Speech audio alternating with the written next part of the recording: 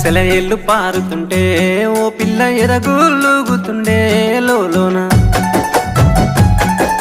నదులన్నీ కలిసినట్టు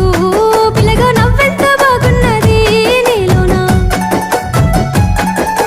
గాజుల సప్పులు గలుగల్లు మోగంగా గజ్జెల పట్టీలు గంటేసి ఆడంగా వరిగడ్డి మోపు ఎత్తి